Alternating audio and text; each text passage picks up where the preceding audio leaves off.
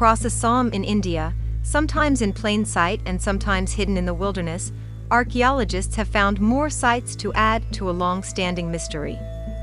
In 4 previously unknown locations, 65 giant sandstone vessels bulge from the ground.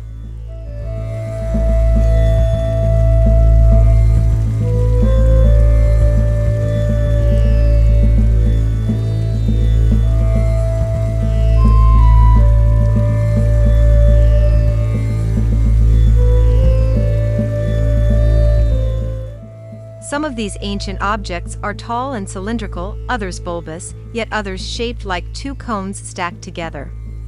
Some are partially or almost fully buried. Who made them and what purpose they served is unknown. Whatever their use, however, it seems more widespread than we knew. The discovery brings the total number of known megalithic jar sites in Assam to 11.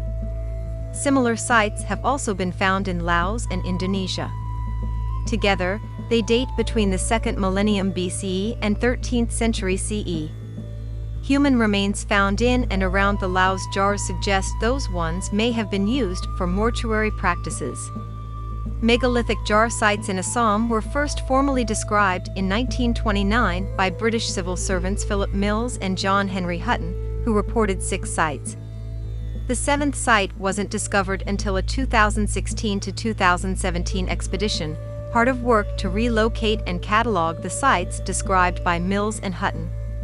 Led by archaeologist Tilok Thakuria of Northeastern Hill University in India, work recommenced in 2020, and that's when the previously unknown sites started to emerge. At the start, the team just went in to survey 3 large sites that hadn't been formally surveyed.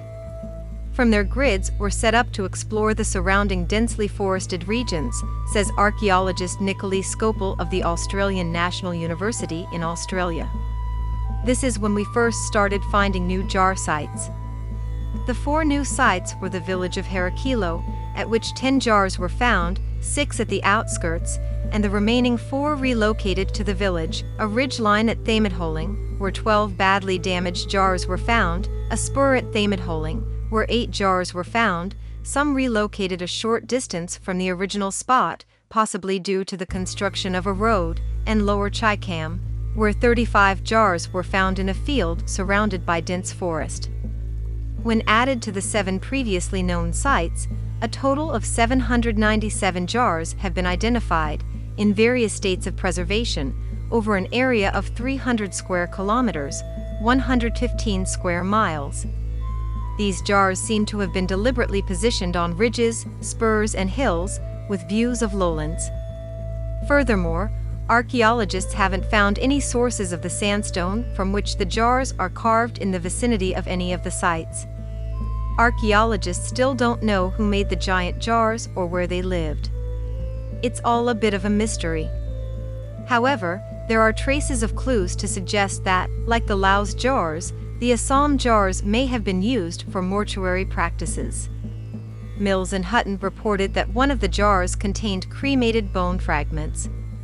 British anthropologist Ursula Graham Bauer lived with the Zimi Naga people in the 1930s. According to her reports, the Zimi believed that the jars were made by the lost Zimi people for funerary purposes.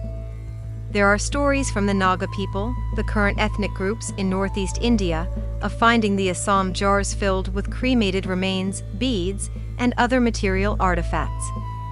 It's likely there are many more jar sites out there in the heavily forested uplands of Assam, since the team only searched a limited area. This, the researchers said, is very important for protecting the heritage of Assam as human habitation expands. Additional surveys are warranted with urgency across Assam, Meghalaya, and Manipur, the researchers note. It seems as though there aren't any living ethnic groups in India associated with the jars, which means there is an importance to maintain the cultural heritage. The longer we take to find them, the greater chance that they will be destroyed, as more crops are planted in these areas and the forests are cut down. Finding more sites could also help archaeologists piece together not just what the jars were for, but the heritage of the mysterious people who made them.